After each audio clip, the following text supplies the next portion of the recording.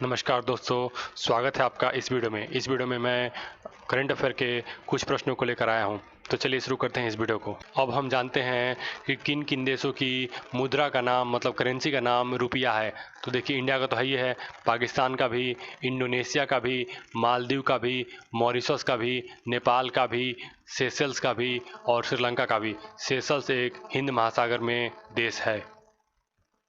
सबसे पहला प्रश्न है, रायसीना संवाद संयुक्त रूप से आयोजित किया जाता है जिन दो संगठनों के द्वारा, उनके आपको नाम बताने। तो इसका उत्तर होगा विदेश मंत्रालय और ऑब्जर्वर रिसर्च फाउंडेशन मतलब ORF। तो ये उत्तर होगा सी। हमारा अगला प्रश्न है, भारत को सुरक्षा परिषद के लिए गैर अस्थायी सदस्य के रूप में फिर से चुना जाना तय है। तो ये कौवीं बार होगा जब भारत सुरक्षा परिषद का गैर अस्थायी सदस्य बनेगा। तो इसका उत्तर होगा 8वीं बार, ऑप्शन ए। हमारा अगला प्रश्न है, WHO ने भारत के किस NGO को विश्व तंबाकू निषेध दिवस पुरस्कार से सम्मानित किया है। तो इसका उत्तर होगा सीड, ऑप्शन सी पे ध्यान दीजिए, BRAC। ये बांग्लादेश का NGO है जिसे लगातार चौथे वर्ष सर्वश्रेष्ठ NGO का अवार्ड मिला है। तो इसके बारे में कुछ और बातें देखिए। जो सीड है वो पटना स्थित गैर सरकारी संगठन है जिसने ये पुरस्कार जीता है। हमारा अगला प्रश्न है, SIT की टीम ने वियतनाम में 1100 साल पुराने शिवलिंग की खोज की है। वियतनाम की मुद्रा का नाम क्या है। तो आपको वियतनाम की करेंसी का नाम बताना है। तो इसका उत्तर होगा डोंग। और बाकी मुद्राओं पर भी ध्यान दीजिए, जैसे कि येन जो है आपका जापान की मुद्रा है, और रेनिन भी आपका चाइना मतलब चीन की मुद्रा है, और रुपया तो आप जानते हैं इंडिया का है। हमारा अगला प्रश्न है, भारत ने किस देश के साथ आपसी लॉजिस्टिक्स सपोर्ट एग्रीमेंट मतलब MLSA पर हस्ताक्षर किए हैं। तो इसका उत्तर होगा ऑस्ट्रेलिया, जो कि ऑप्शन बी है। हमारा अगला प्रश्न है, विश्व पर्यावरण दिवस के अवसर पर जिस मंत्रालय ने 200 शहरी वनों को विकसित करने के लिए नगर वन योजना शुरू की है, उसका आपको नाम बताना है। उत्तर होगा पर्यावरण, वन और जलवायु परिवर्तन मंत्रालय मतलब ministry of environment, forest and climate change. हमारा अगला प्रश्न है, गैरसेन किस राज्य की ग्रीष्मकालीन राजधानी बनने जा रही है। तो इसका उत्तर होगा उत्तराखंड। हमारा अगला प्रश्न है, पहला हाथी पुनर्वासन केंद्र हाल ही में खोला गया था, वह किस राज्य में खोला गया।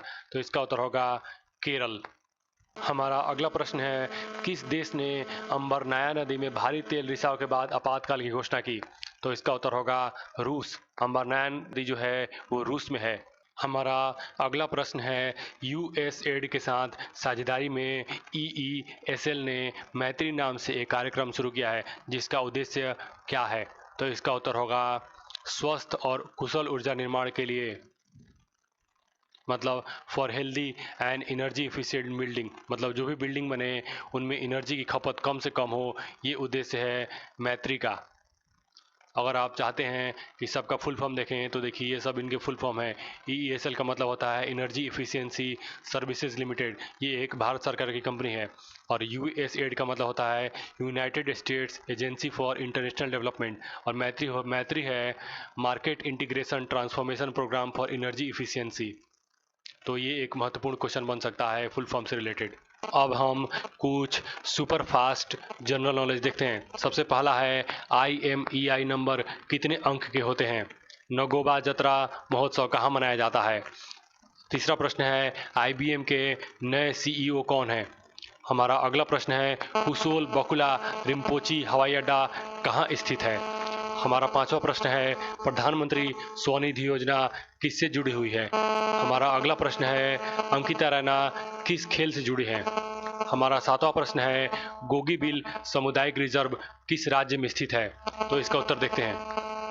IMEI नंबर होता है 15 अंकों का। नगोबा जत्रा महोत्सव मनाया जाता है तेलंगाना में। IBM के नए CEO हैं अरविंद कृष्णा। कुशोल बकुला रिम्पोची हवाई अड्डा आपका है लेह में।